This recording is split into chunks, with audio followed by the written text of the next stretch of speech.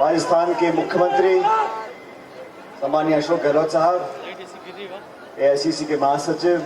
प्रदेश के प्रभारी अजय माकन जी, पीसीसी के अध्यक्ष गोविंद डोटासरा साहब, कांग्रेस पार्टी की हम सबकी उम्मीदवार आदरणीय गायत्री देवी जी,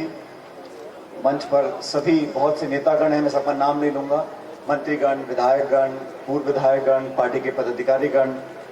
और आज की सभा में मौजूद आए हुए सभी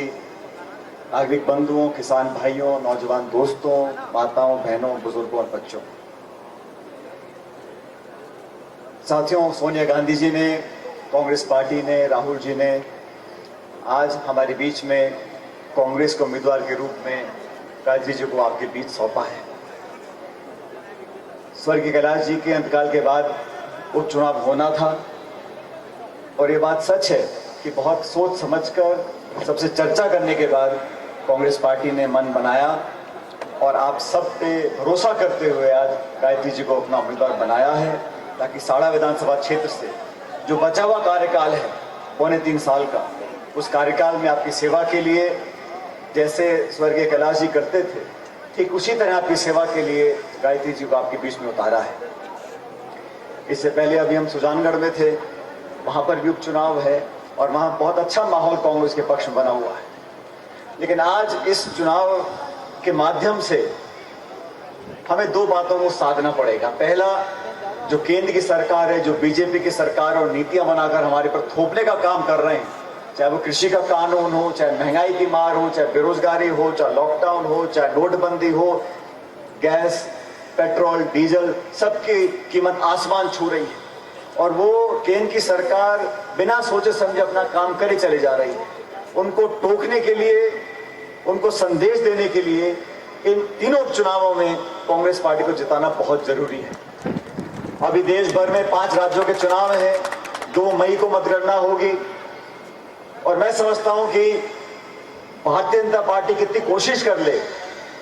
लेकिन दोबारा सत्ता में असम में नहीं आने वाली और बंगाल में भी वो कुछ भी कर लें, लेकिन वहां की जनता उनको आशीर्वाद नहीं देने वाली। ठीक उसी तरह आज हम सबको बहुत सोच समझकर एक दूसरे का साथ देना है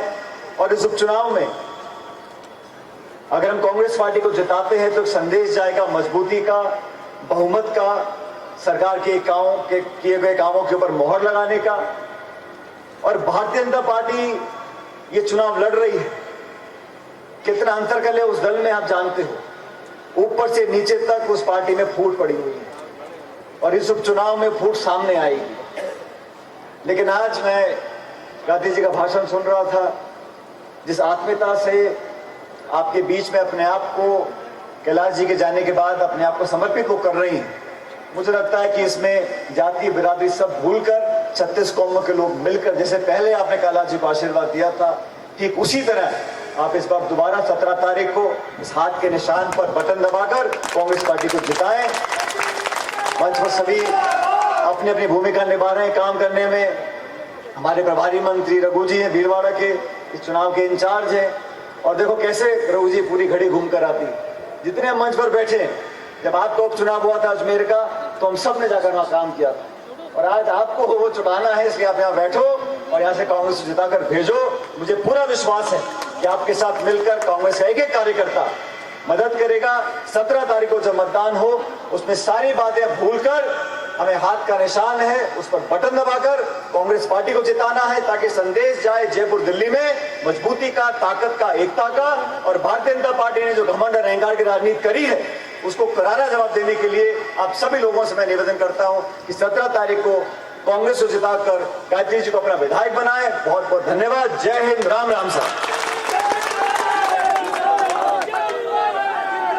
सम्मान्य सचिन जी पायलट साहब के समय उपचुनाव में रघु जी शर्मा जीते थे, इसलिए सचिन जी पायलट साहब और मुख्यमंत्री